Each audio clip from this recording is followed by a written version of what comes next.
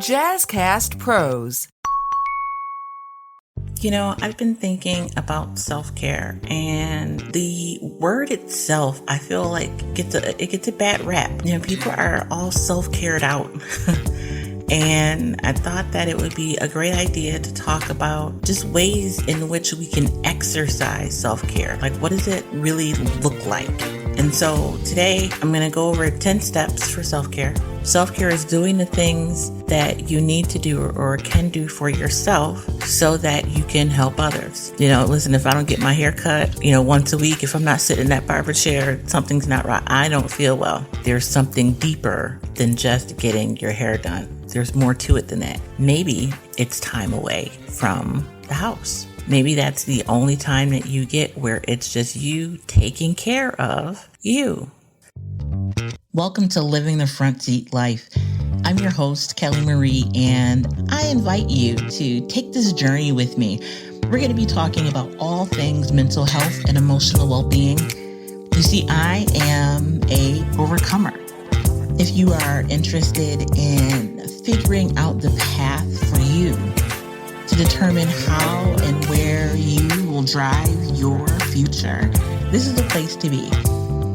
We get to determine the ride. We may not get to determine the weather or who's on the road with us or if it's going to be a scenic route or not. But we are the drivers. So join me on this ride, living the front seat life.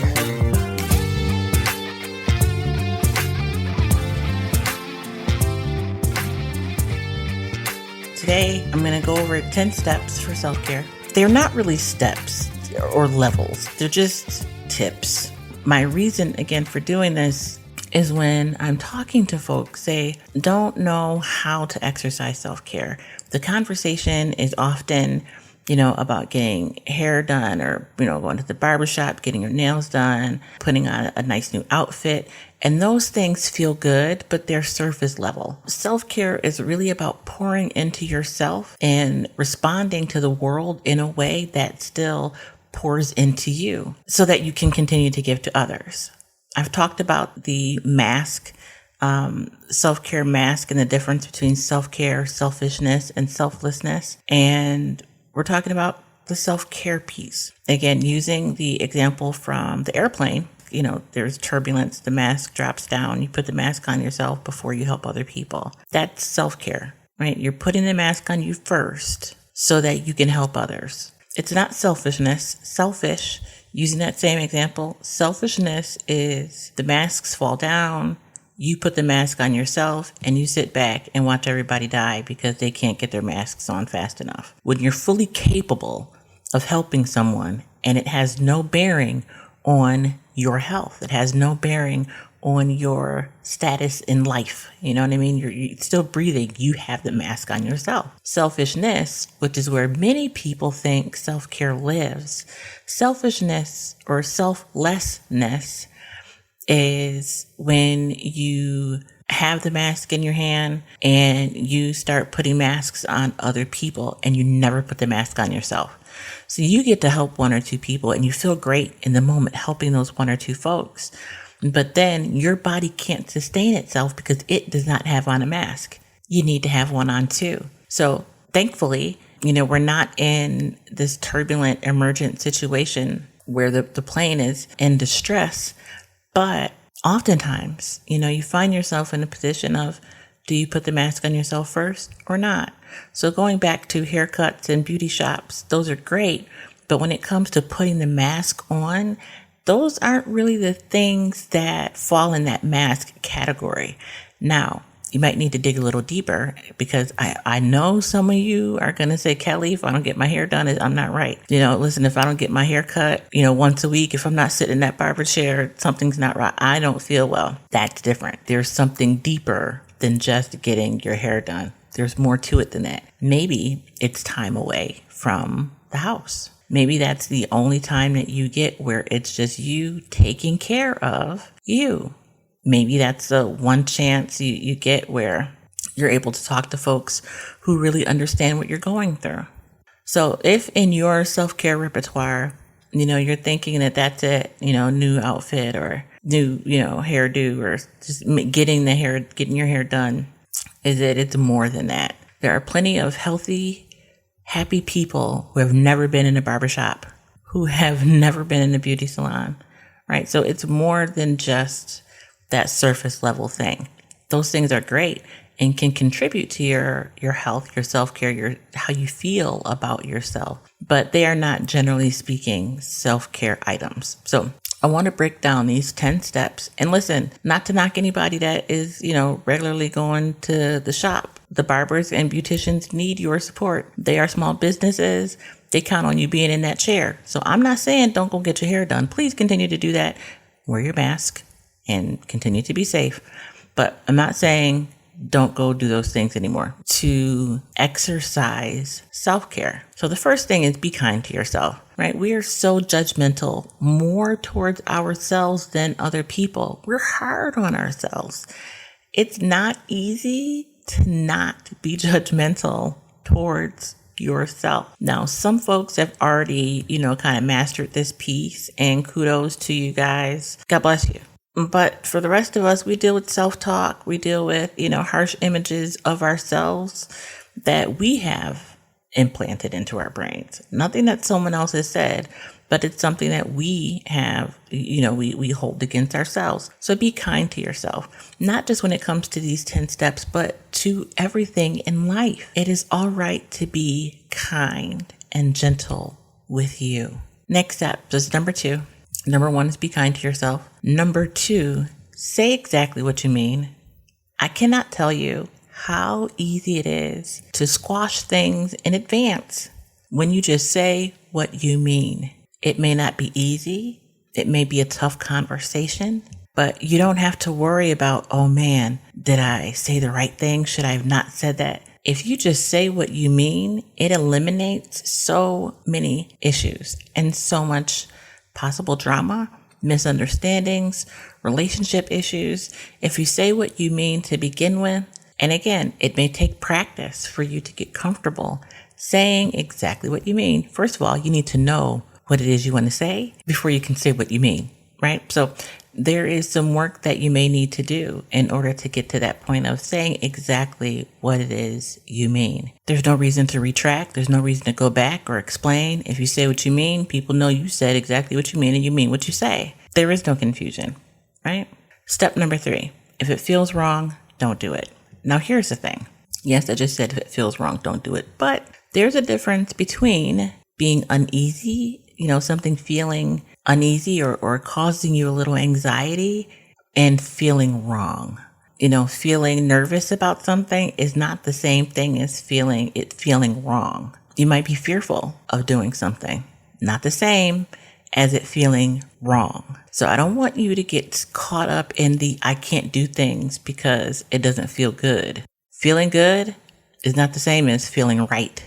There are many things that feel good that are wrong for us, right? So I want you to think about that. If it feels wrong, don't do it. Again, we're talking about self-care. Step number 4, never speak bad about yourself. Now, self-talk is a mean thing. To stop and think about how many times you have said something bad about yourself internally and also externally. I'm good at this. Somebody give me a compliment and, I'll say something negative to make the compliment less effective or, have less meaning, right? Please don't. Never speak bad about yourself. Start speaking positivity, start speaking joy, start speaking life to you, about you. If you've been thinking about starting a podcast and you want to include interviews with people across town, Riverside.fm offers unbelievable high-quality recordings regardless of your or your guest internet quality. And it also gives you separate audio and video tracks for each person speaking. And unlike Zoom, you don't have to install anything on your computer, and your guests don't either. Head over to Riverside.fm and use promo code JazzCast to get 60 free minutes of recording and 15% off a membership plan.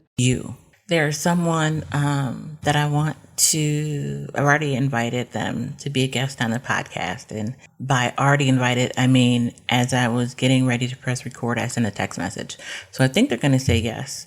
My hope is that they will, but I want them to talk about what it means to speak life, to speak positivity, into your life. So more to come on that. Maybe they will respond while we're recording and then I can announce that they're coming. We'll see. Okay, so never speak bad about yourself. Step number 5, never give up on your dreams. I talk to so many people, and I've had to check myself on this too, but we get to a certain age and we feel like we're too old to do a thing. We have kids and we can no longer, we don't have the amount of money that we used to be able to travel or to explore, to try new things. Listen, never give up on your dreams. What did you always want to do? I was talking to someone who is older. We're about the same age, and they want to go to med school. Yeah, it takes 10 years, but once you're done, you're done. Like, why give up on that dream? If that is what you've always wanted to do, pursue that dream. You never know what is waiting for you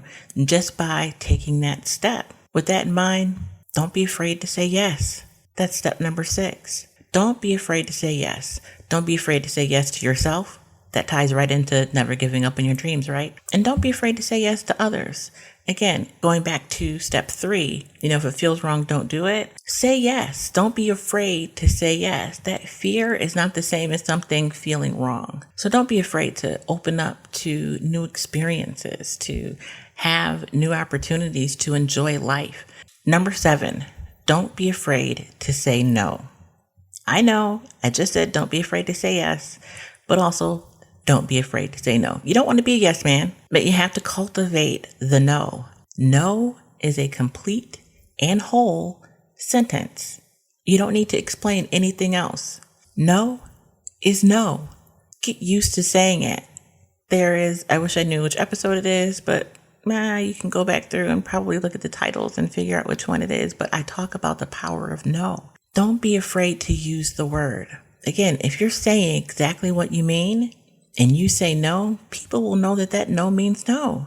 If you say exactly what you mean and you say yes, people will be excited to get that yes from you because they know you say exactly what you mean. You see how some of these steps kind of tie into each other? Number 8, let go of what you can't control. Ooh-wee, ooh-wee. Let me tell you, letting go of what you can't control is not walking away from things, but it's about understanding that you cannot fix everything. It's not for you to fix. It's not for you to change. It's for you to just live in the moment. It's for you to view, to absorb, to maybe be there for someone else.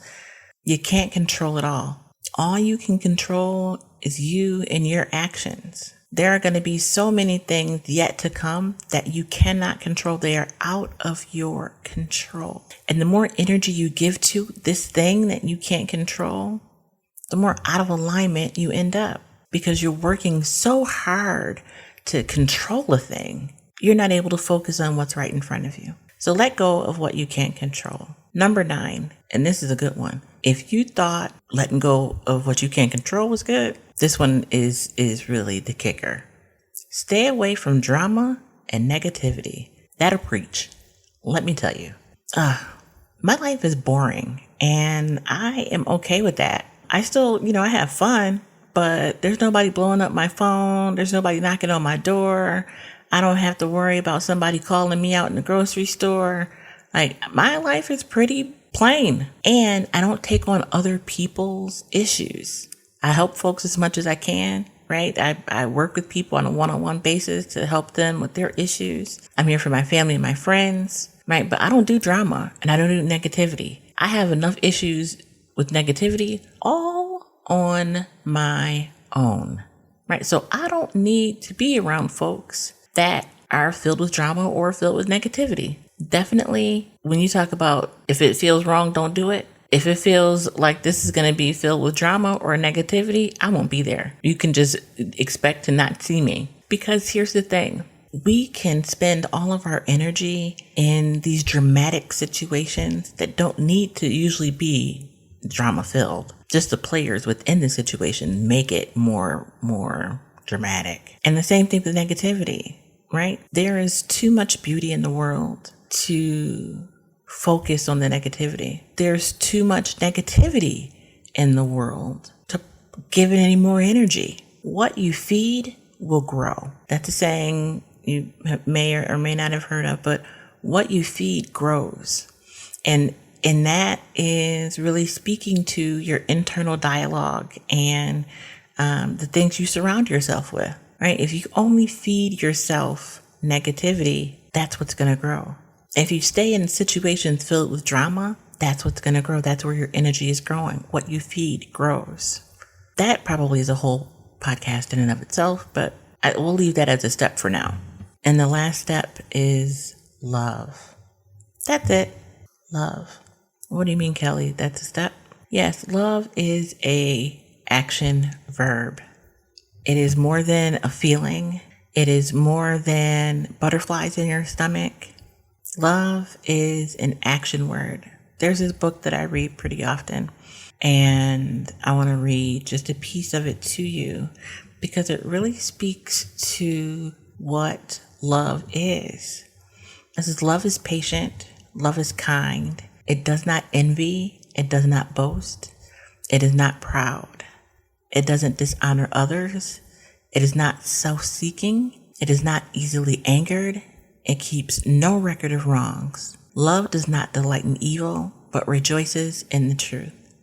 It always protects, always trusts, always hopes, always perseveres. So when you are talking about self-care, yes, it's the Bible. Okay, I wasn't trying to, be cryptic or anything, but that is from 1 Corinthians chapter 13. When you are considering what self-care is wrapped in love. When you think about your relationships and those that you care about and all you do for them, patient, being kind, not envious, not boasting, not proud, right? It doesn't dishonor others. It's not self-seeking. It's not self-serving, not easily angered. These are things that we exhibit towards others all of the time.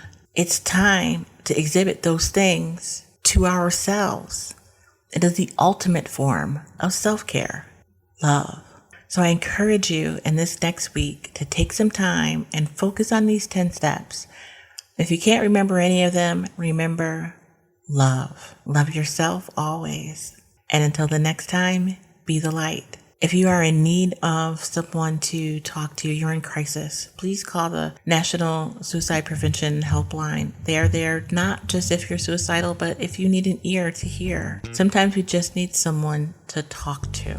You can call the National Suicide Prevention Lifeline at 1-800-273-8255, or you can text HELP to 741-741. Now, both of those numbers are staffed 24 hours a day, 7 days a week with crisis counselors. It is free. They are confidential. You can call them or text them if you're in need. Until the next time, again, I encourage you to be the light and remember, love.